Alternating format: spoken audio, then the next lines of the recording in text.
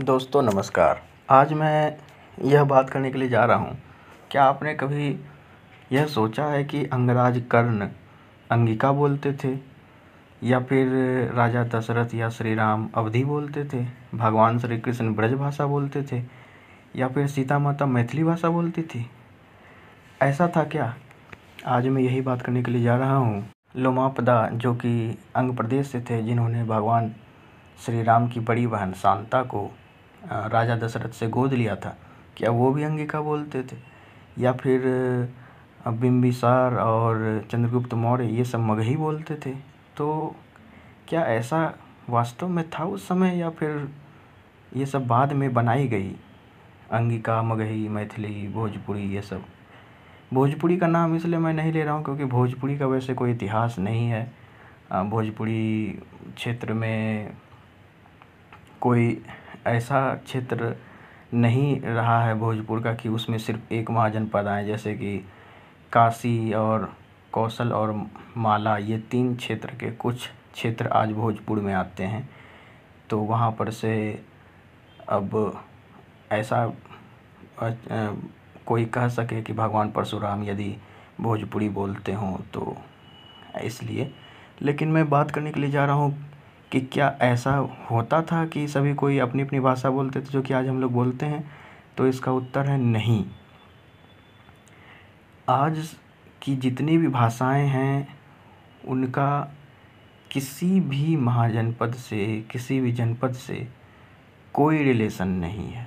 मैं ये हमेशा से कहते आ रहा हूँ, अंगिका भाषा जो आज बोली जाती है, इसका अंग जनपद या अंग महाजनपद से कोई ताल्लुक़ है ही नहीं। या फिर विदेह जनपद का मैथिली भाषा से कोई ताल्लुक़ नहीं है।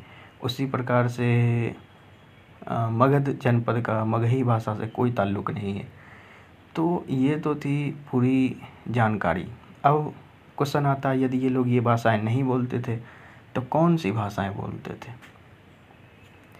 देखिए, ज़्यादातर उस समय जितनी भी भाषाएं चलती थी उस समय संस्कृत, प्राकृत और पाली भाषाओं का, खासकर चंद्रगुप्त मौर्य और सम्राट अशोक के समय, मौर्य साम्राज्य के समय, पाली भाषाओं और प्राकृत भाषाएं अपनी चरम पे थीं। तो उस समय ये सब भाषाओं का ज़्यादा चलन था, जो कि बाद में धीरे धीरे बाहरी भाषाओं के जब इनके संबंध बनने लगे तो धीरे धीरे आधुनिक भाषाओं का निर्माण हुआ और धीरे धीरे सारी भाषाएं बनी। तो एक तरीके से जितनी भी भाषाएं हैं आज वर्तमान में पूरे भारतीय उपमहाद्वीप में, उसमें सभी का एक कॉमन ओरिजिन रहा है। और दक्षिण में इसका कॉमन ओरिजिन तमिल को, वहीं उत्तर भारत और पूर्वोत्तर भारत को इसमें काउंट नहीं किया जाता है। सिर्फ उत्तर भारत और ईरान, पाकिस्तान, अफ़गानिस्तान और कुछ मध्य एशियाई देशों के भाषाओं का, आज के भाषाओं का कॉमन ओरिजिन संस्कृत माना जाता है।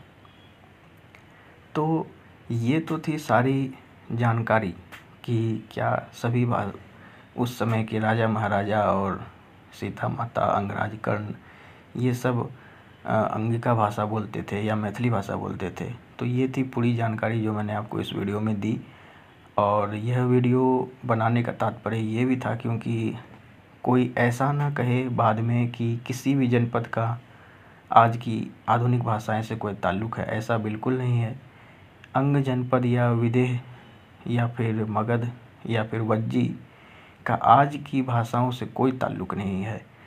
लेकिन अब कुछ लोग कहते हैं, ये जब तुम कह रहे हो तो फिर अंगिका भाषा को क्यों बोल रहे हो कि अंगिका एक भाषा है? देखिए, अंगिका भाषा, अंगिका वर्ड को ही इसलिए बनाया गया है ताकि अंग जनपद से रिलेट कर सके।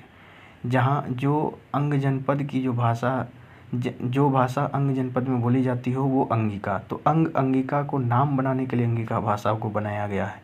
अब जैसे कि मिथिला में मैथिली बोली जाती है, मतलब विदेह में, तो मिथिला में ही तो मैथिली बोली जाती है। अब जबलपुर और चेन्नई और तिरुवनंतपुरम में तो मैथिली नहीं बोली जाएगी ना। तो मिथिला से ही तो मैथिली को बनाया गया है। उसी तरीके से बंगाल में बंगाली बोली जाती है, तो नाम से ही तो उस भाषा को बनाया जाता है और वहाँ की लोगों के आइडेंटिटी को जोड़ा जाता है। तो ये बात थी और कोई बात नहीं है। लेकिन आज की अंगिका भाषा का उस समय के अंग जनपद से लोमापदा, बृहद्रथ और अंगराज कर्ण, इन सब से कोई ताल्लुक़ नहीं। आज की अंगिका भाषा जो है मतलब कि है तो बहुत प्राचीन अंगिका भाषा, आज की भी अंगिका भाषा बहुत प्राचीन है, लेकिन इसमें धीरे धीरे बहुत सारी भाषाओं का समावेश हुआ है और उसके बाद फिर ये आज की अंगिका भाषा बनी है। और यदि आज के रूप में देखा जाए तो अंगिका भाषा में सबसे ज़्यादा प्रभाव हिंदी और अन्य क्षेत्रीय भाषाओं का पड़ रहा है, जैसे हिंदी, भोजपुरी वगैरह का। लेकिन यही हम लोगों को बचा के रखना है कि हमारी अंगिका भाषा अपने ओरिजिनल फॉर्म में रहे। ये नहीं कि मैथिली या फिर मगही या फिर भोजपुरी के से इसमें उसके शब्दों का ज़्यादा समावेश हो जाए अंगिका भाषा में। हमें अंगिका भाषा को अपने ओरिजिनल फॉर्म में रखना है। तो इसी के साथ मैं इस वीडियो को समाप्त करता हूँ। जय हिंद, जय भारत, जय हिंद प्रदेश। अंगिका भाषा जिंदाबाद।